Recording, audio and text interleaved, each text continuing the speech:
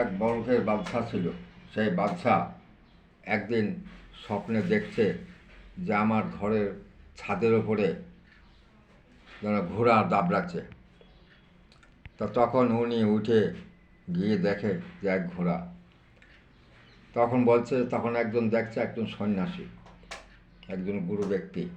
তাই সেই গুরু ব্যক্তিকে বলছে যে এটা কি ঘোড়া দাবড়াবার জায়গা? বলছে এটা কি সিংহাসনে বসে কি আল্লাহকে ডাকার জায়গা? এই বলে উনি চলে গায়েব হয়ে গেলেন।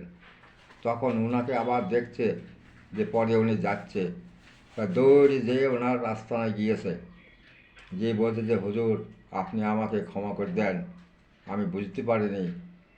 তো বলে দেখ বেটা, তুই তাহলে এখানেই থাক, তুই তো বড়কের বাদশা, তাই তুই আয়। তাহলে বলে আমি কী করবো? তাহলে আমাকে একটা আমল দেন।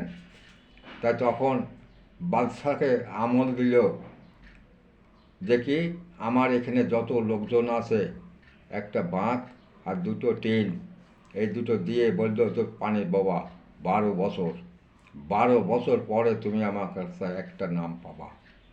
তা তখন ওই 12 বছর যখন পার হয়ে গেল, তখন ওই বাদশা ওনার একটা ভক্তকে বলছে যে দেখো, ওনার ওই বাঁকের একটা দড়ি কেটে দেওয়া অর্ধেকের বেশি, যাতে ওই পানি নিয়ে যখনই যায় তখনই পানি যেই পড়ে যাবে ওর গালে একটা চর মারবা।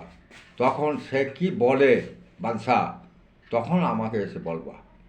তখন এই কাজ যখনই করে, তখনই ওই চর যখনই মারে তখনই বাঘ কেটে পড়ে যায়।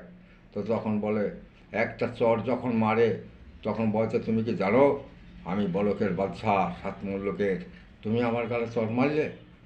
ব্যাস এই কথা বলে উনি চলে গেলেন। আবার বাঘটা ঠিক করে দিলেন। আবার বলল, তখন গুরুর কাছে আবার গেল, গিয়ে তখন বলছে যে হ্যাঁ তুমি তো এখনও, তোমার তো স্বভাব যায়নি, তুমি তো এখনও বাদশা আছো, তোমার এখনও হবে না, আবার 12 বছর বইতে হবে। আবার 12 বছর বইল, বর পরে তখন ওই বাঁকে পানি আবার ওই ফর্মুলায় দিল। তখন আবার এক চর মারল। এক চর যখন মারল তখন বলছে যে ভাই তোমার হাতে লাগেনি তো? তখন চোখে যেন তার ছলছল পানি। তখন বলছে না ভাই আমার হাতে লাগেনি।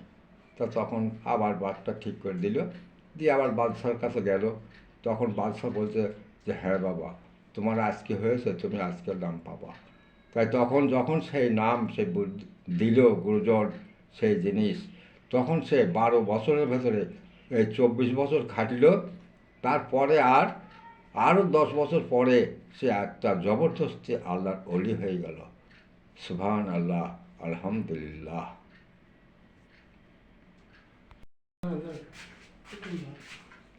যখন দেখো বাবা, একজন আল্লাহর অলি হতে গেলে, জ্ঞানী হতে গেলে, আল্লাহর লাভ জন করতে হলে ইসলাম মানে হলো শান্তি। সে শান্তির ধর্মটা কি? আমার দেহের শান্তি, মনের শান্তি, আখেরাতের শান্তি।